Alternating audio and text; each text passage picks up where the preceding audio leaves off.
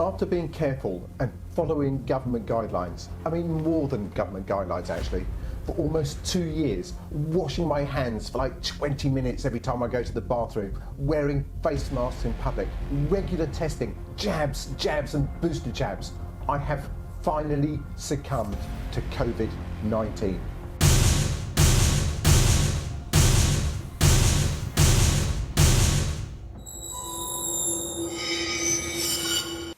The British government started lifting restrictions in England towards the end of last year, and today we have no legal restrictions whatsoever on Covid-19 in this part of the UK. However, this has not stopped me or my girlfriend, and to be fair, most of our friends, from being just as careful as we were when legal restrictions like isolating and wearing masks were mandated. And so it was on Saturday evening at a friend's house to celebrate a belated Little Christmas, which is sort of an Irish version of Twelfth Night. I'm not Irish and I'm not even religious, but always up for a good time. Anyway, 13 of us, maybe that was the issue. 13 of us round a table. Everybody tested negative before the event and we all felt comfortable. What could possibly go wrong?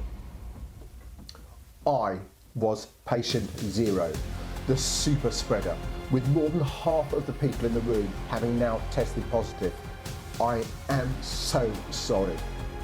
I'm actually mortified. I'm not sure even where I picked it up, but it is no picnic. It's not a picnic.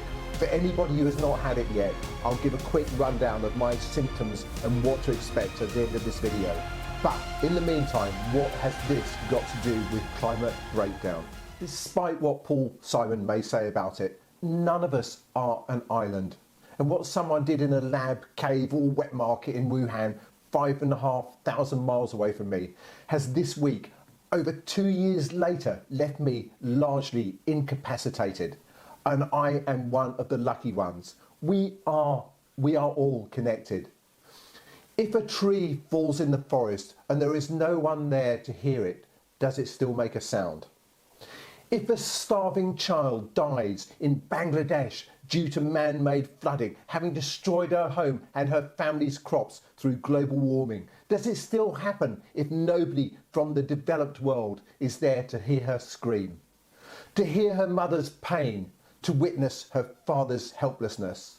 If our first world privilege is heating up parts of the planet so that millions of people are already being displaced through climate breakdown on the other side of the world, is this really happening if our nightly news is not reporting it? Look, I'm sorry, this is more a thought for the day than my normal researched videos, but the war in Ukraine, the subject of last week's video, which you can see here, and the sort of mind-blowing butterfly effect, or batterfly effect if you like, of someone in Wuhan deciding to have sex with a bat or whatever it happened over 2 years ago, resulting in me contracting a virus and being laid up for a week 5,500 miles away is pretty amazing. Anyway, both of these things has made me consider the effect that our everyday simple life choices have on others. My discomfort of being stuck at home for 6 days is nothing, I know, compared to the 6 million people who've actually died worldwide from Covid-19 over the last 2 years.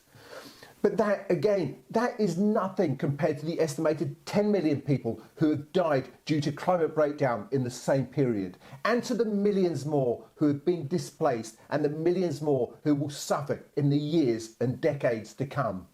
We would like to think that Wuhan has taught us something and that we will not make the same mistake that we've made before.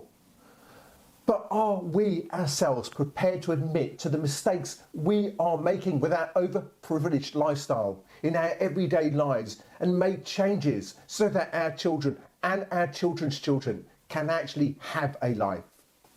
This is real shit that is really happening. 10 million people really have died due to climate breakdown over the last 2 years. And it's not somebody else's problem or somebody else's fault. It's our fault. We have to change our lifestyles.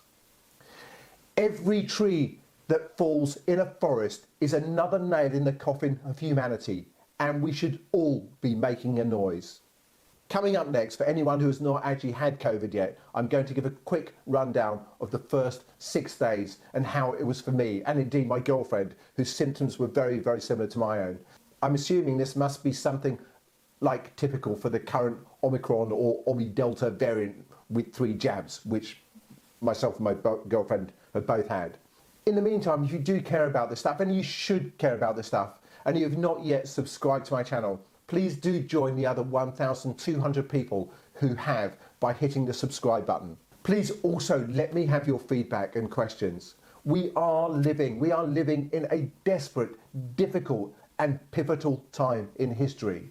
What do you think we can do to pivot in the right direction before it's too late to do anything at all? You can also share this video across any of the social media platforms, and don't forget to scratch the like button. Coming up next, it's 6 days in isolation with Angus. Day 1, the Sunday. It was like a hangover from hell with a cough.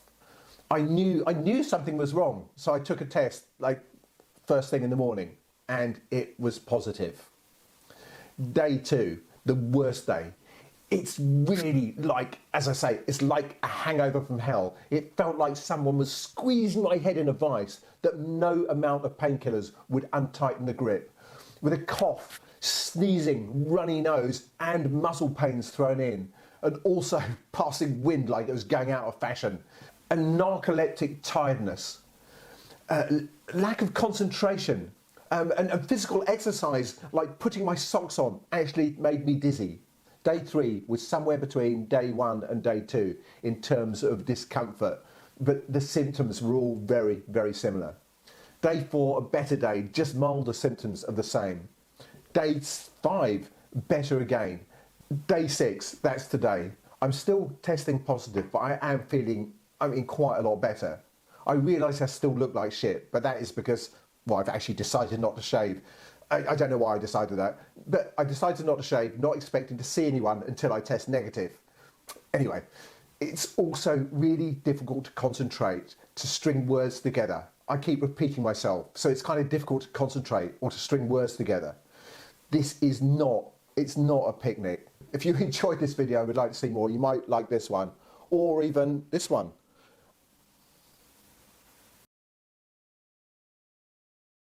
If a man stays at home and doesn't shave for a week because nobody will see him, has he really not shaved for a week?